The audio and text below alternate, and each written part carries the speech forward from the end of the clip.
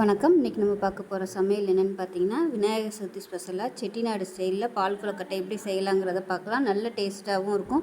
இதே மாதிரியே ஒரு தடவை ட்ரை பண்ணி பாருங்கள். வாங்க அதை எப்படி செய்யலாங்கிறத பார்க்கலாம். இப்போ ஒரு பேன் எடுத்துக்கலாம். இதில் பார்த்தீங்கன்னா 1.25 கப் அளவுக்கு தண்ணி சேர்த்துக்கலாம். நான் வந்து 1 கப் அளவுக்கு மாவு எடுத்துருக்கேன். அரிசி மாவு, வீட்டில் அரைச்ச மாவு, கடையில் வாங்கின மாவு எதுனாலும் நீங்கள் யூஸ் பண்ணிக்கோங்க. இப்போ அந்த தண்ணியில் ஒரு லெமன் சைஸுக்கு வெல்லம் வந்து நம்ம அதை உதுத்து விட்டு அப்படியே சேர்த்துக்கலாம். ஏன்னா நம்ம பால் கொழுக்கட்டை செய்ய போகிறோம் இல்லையா, அந்த பால் கொழுக்கட்டை வந்து சப்புன்னு இருக்கும் எதுவுமே இல்லாமல். அதனால நம்ம கொஞ்சம் அந்த தண்ணியில் வெல்லத்தை கரைச்சி சேர்த்துட்டோம்னா நல்லா அந்த பால் கொழுக்கட்டையும் இனிப்பாக இருக்கும். எவ்வளோ தான் நம்ம அதில் ஊற வச்சோம்னாலும் அதில் வந்து அந்த அளவுக்கு சாராது. இந்த மாதிரி லைட்டாக கொஞ்சம் வெல்லம் சேர்த்து அந்த கொழுக்கட்டை செஞ்சுட்டு செய்யும்போது நல்லாயிருக்கும். இப்போ இது கரையவும் நம்ம வடிகட்டிக்கலாம். சுத்தமான ஆர்கானிக் சக்கரை வந்து ரெடிமேடாகவே கிடைக்கிது. அது கூட நீங்கள் யூஸ் பண்ணிக்கலாம். அது யூஸ் பண்ணிங்கன்னா உங்களுக்கு வடிகட்டணும்னு அவசியம் இல்லை. இது வந்து பாகு வெல்லங்கிறதுனால அதில் வந்து கல் தூசியெல்லாம் இருக்கும்.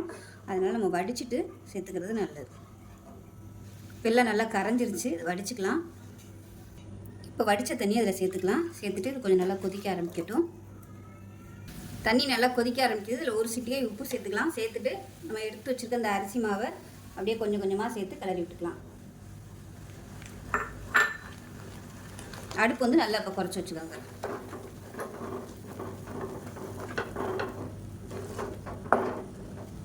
அவ்வளோதான், மாவு நல்லா சூப்பராக கெட்டியாகிடுச்சு. இப்போ கேஸ் அமர்த்திடலாம். அமர்த்திட்டு நல்லா ஆறட்டும். ஆறுனதுக்கப்புறமா பார்க்கலாம்.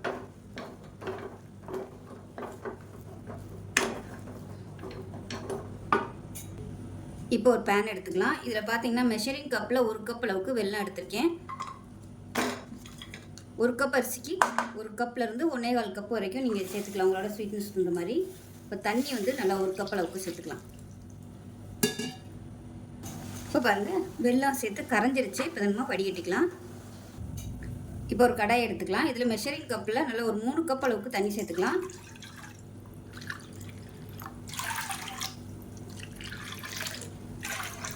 இப்போ தண்ணி வந்து நல்லா சூடாகட்டும். இப்போ பாருங்கள், இப்போ நம்ம செஞ்சு வச்சுருந்த இந்த மாவு கொழுக்கட்டை மாவு வந்து நல்லா சூடு ஆறிடுச்சு. இப்போ இதை வந்து கையை வச்சு நல்லா அழுத்தம் கொடுத்து அமுக்கி அமுக்கி நல்லா பிசைஞ்சு விட்டோம்னா நல்லா சாஃப்டாகிடும். பாருங்கள், நல்லா சாஃப்டாக வந்துடுச்சு. இப்போ இதை வந்து நம்ம சின்ன சின்னதாக உருட்டிக்கலாம். ரவுண்ட் ஷேப் வேணும்னாலும் ரவுண்டாக உருட்டிக்கலாம், இல்லை நீளமாக வேணும்னாலும் நல்லா நீளமாகவும் உருட்டிக்கலாம். உங்களுக்கு உருட்டுறதுக்கெலாம் டைம் இல்லை அப்படின்னு நினச்சிங்கன்னா நம்ம காரச்சேவு புளிவோம் இல்லையா, அந்த அச்சு, அதில் கூட நீங்கள் சின்ன சின்னதாக பிழிஞ்சு விட்டுக்கலாம். இப்போ இது எல்லாத்தையும் உருட்டிட்டு பார்க்கலாம். இப்போ பாருங்கள், எல்லாமே உருட்டிட்டேன். தண்ணியை நல்லா கொதிக்க ஆரம்பிச்சிருச்சு. தண்ணி நல்லா தளதளன்னு கொதிக்கணும். கடைசியாக கொஞ்சோண்டு மாவு மட்டும் தனியாக எடுத்து வச்சுக்கோங்க. ஒருவேளை ரொம்ப தண்ணி ஆயிடுச்சுன்னா நம்ம அந்த மாவை கரைச்சி அதில் ஊற்றிக்கலாம். இப்போ பாருங்கள், நல்லா பபிள்ஸ் வந்துருச்சு. நம்ம உருட்டி வச்சுக்க உருண்டை எல்லாத்தையுமே அதில் சேர்த்துடலாம். இது நல்லா கொதித்து மேலே எலும்பி வந்துடும். வெந்துருச்சுன்னா ஸோ அதான் நமக்கு பக்குவம் வெந்துருச்சுங்கிறதுக்கு. இப்போ பாருங்கள், அடியில் போய் உட்காந்துருச்சு. வெந்துருச்சுன்னா அதுவே அப்படியே மேலே வந்துடும். ஒரு செட்டு போட்டிருக்கேன். இப்போ இது வந்து வெந்து வரட்டும். அதுக்கப்புறமா நம்ம அடுத்த செட்டு சேர்த்துக்கலாம். போட்ட உடனே உருண்டையை கிளற வேணாம், கொஞ்சம் நேரம் ஆகட்டும். 1 நிமிஷம் ஆனதுக்கப்புறமா கிளறி விட்டுக்கோங்க. இப்போ இதில் வந்து ஒரு 2 சொட்டு நெய் இல்லை எண்ணெய் சேர்த்துக்கலாம். சேர்த்திங்கன்னா உங்களுக்கு உருண்டையெல்லாம் ஒன்றோட ஒன்று ஒட்டாது.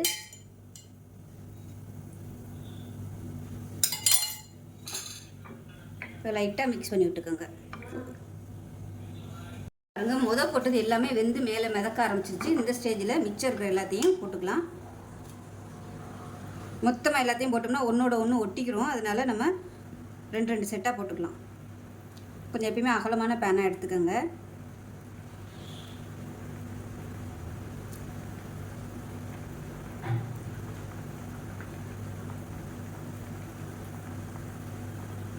இப்போ கிளற வேணாம். இப்போ இதுவும் வெந்து வரட்டும். இப்போ 2வது செட்டு போட்டதும் நல்லா வெந்து மேலே வந்துடுச்சு. எல்லாமே நல்லா மேலே மிதக்க ஆரம்பிச்சிருச்சு. இப்போ இந்த ஸ்டேஜில் அடுப்பு நல்லா குறைச்சி வச்சுக்கோங்க. இப்போ மாவு வந்து நல்லா வெந்துருச்சு எல்லாமே. இப்போ ரொம்ப ஹை ஃப்ளேமில் வச்சோம்னா உடஞ்சி போகிறதுக்கு வாய்ப்பு இருக்குது. ஏன்னா மாவு நல்லா சாஃப்டாக இருக்கிறதுனால. அதனால் அடுப்பு வந்து நல்லா மீடியத்தில் வச்சுக்கோங்க.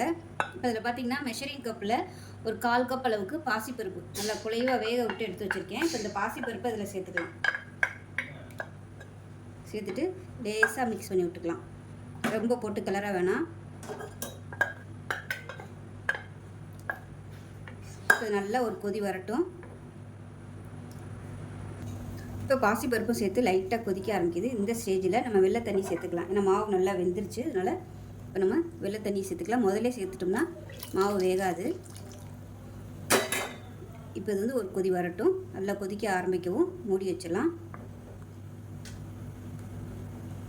இது வந்து கெட்டியாக இருந்துச்சுன்னா கொஞ்சமாக சுடு தண்ணி சேர்த்துக்கோங்க. ரொம்ப தண்ணியாக இருந்துச்சுன்னா அரிசி மாவு கூட நீங்கள் கரைச்சி சேர்த்துக்கலாம். அப்படி இல்லைன்னா கொழுக்கட்டை வந்து மாவு உருட்டும் போதே கொஞ்சமாக எடுத்து வச்சுருக்கேன். இதை வந்து இப்போ நம்ம தண்ணியில் கரைச்சிக்கலாம். இப்போ இது இன்னும் கொதிக்கணும். பாசிப்பருப்பு சேர்த்துருக்கிறதுனால கொஞ்சம் திக்னஸ் வரும். அதுக்கு மேலே நம்ம இதை கரைச்சி ஊற்றும்போது கரெக்டான அளவில் வந்துடும். இப்போ பாருங்கள் எல்லாம் சேர்ந்து நல்லா கொதிக்க ஆரம்பிக்குது. இதில் ஒரு ஏலக்காயை தட்டிட்டு சேர்த்துக்கலாம். சுக்கும் சேர்த்திங்கன்னா நல்லா வாசனையாக இருக்கும். இதை நல்லா கலந்து விட்டாச்சு. கொஞ்சம் நல்லா கெட்டியாகட்டும். அடுப்பு நல்லா குறைச்சி வச்சுக்கோங்க. இப்போ இந்த அரிசி மாவு வந்து தண்ணியில் கரைச்சதை சேர்த்துக்கலாம். அதாவது கொழுக்கட்டை மாவு வந்து தனியாக எடுத்து வச்சுருந்தேன் இல்லையா, அதை வந்து தண்ணியில் கரைச்சி சேர்த்துருக்கேன். மீடியமான ஃப்ளேமில் கொதிக்கட்டும். இப்போ பாருங்கள் நல்லா ஓரளவுக்கு திக்னஸ் ஆயிடுச்சு. ஆறுச்சுன்னா நல்லா திக்காகவே ஆயிரும். இப்போ இதில் நல்லா ஒரு 1/4 கப் அளவுக்கு துருவின தேங்காய் சேர்த்துக்கலாம். நான் வந்து தேங்காய் துருவி சேர்த்துருக்கேன். நீங்கள் விருப்பப்பட்ட தேங்காய் பால் கூட சேர்த்துக்கலாம். தேங்காய் பால் சேர்க்குறதா இருந்தால் தண்ணியோட அளவுகள் வந்து கொஞ்சம் குறைச்சிக்கணும். அவ்வளோதான். இப்போ அமர்த்திடலாம். நமக்கு அருமையான செட்டிநாடு ஸ்டைலில் பால் கொழுக்கட்டை ரெடி ஆயிடுச்சு. பாசிப்பருப்பு இல்லாமையும் செய்யலாம். ஆனால் ஒரிஜினலாக பாசிப்பருப்பு சேர்த்து செய்கிறதான் செட்டிநாடு கொழுக்கட்டை. அவ்வளோதான், சூப்பராக ரெடி ஆயிடுச்சு. ஸோ இதே மாதிரியே செஞ்சு பாருங்கள். செஞ்சு பார்த்துட்டு எப்படி இருந்துச்சுங்கிறத சொல்லுங்கள். வீடியோ பிடிச்சிச்சின்னா லைக் பண்ணுங்கள், கமெண்ட் பண்ணுங்கள், சேனலை சப்ஸ்கிரைப் பண்ணுங்கள், பக்கத்தில் உள்ள பெல் பட்டனை ப்ரெஸ் பண்ணுங்கள். நன்றி.